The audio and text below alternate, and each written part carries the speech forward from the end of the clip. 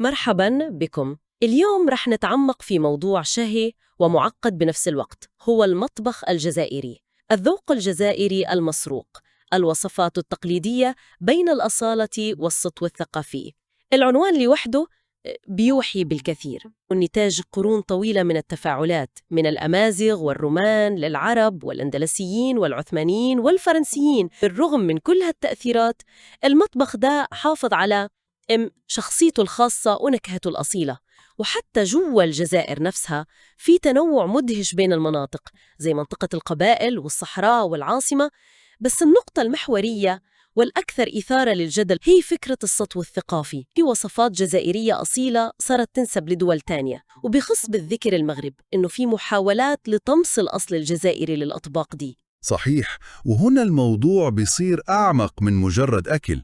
يعني تراث الطهي ده جزء أساسي من هوية أي شعب ومن ذاكرته التاريخية. سطو ثقافي حالات بيتم فيها أخذ وصفات جزائرية بحتة وتسويقها كأنها من بلد تاني. يعني الموضوع بيوصل لمستوى الهوية والانتماء؟ تماماً، خصوصاً في العصر الرقمي والإعلام المفتوح ممكن يحصل خلط أو تغييب للمصدر الأصلي. طيب خلينا ناخد أمثلة عملية، يعني الكسكس الجزائري مثلاً.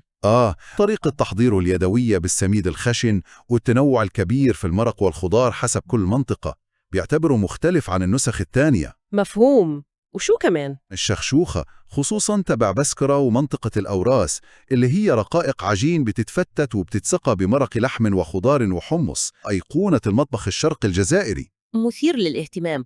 طيب كيف بيحصل هالسطو أو الخلط؟ نقطة مهمة، وهي الاستغلال التجاري.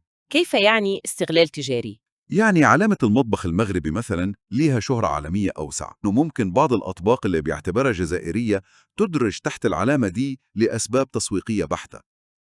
فهمت. وكمان طبعا دور المنصات الرقمية ومواقع التواصل الاجتماعي. الوصفات بتنتشر بسرعة البرق، وسهل جدا إنها تنسب بالخطأ أو بشكل متعمد أحيانا لغير مصدرها.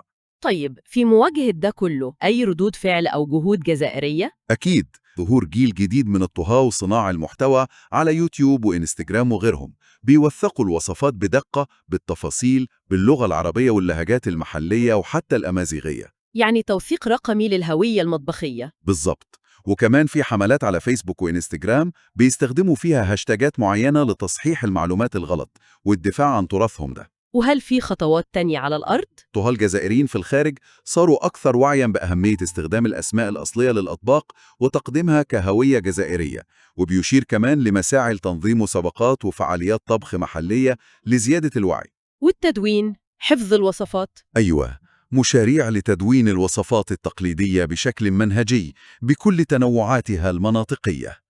والنقطة الأهم يمكن هي الحديث عن جهود لتقديم ملفات لليونسكو. اليونسكو لتسجيل الأطباق كتراث عالمي؟ تماماً، لتسجيل أطباق جزائرية رئيسية كتراث ثقافي غير مادي للبشرية، وده طبعاً بيعطيها حماية واعتراف دولي مهم جداً.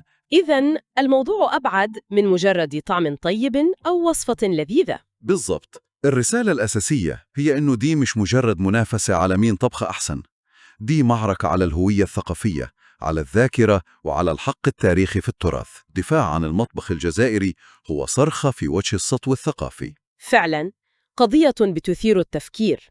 وده بيخلينا نختم بسؤال مفتوح. في عصر الرقمنة والعولمة ده، كيف ممكن المجتمعات تحمي وتوثق تراثها غير المادي زي فن الطبخ، خصوصاً التقاليد الشفهية منها؟ وهو سؤال مهم جدا.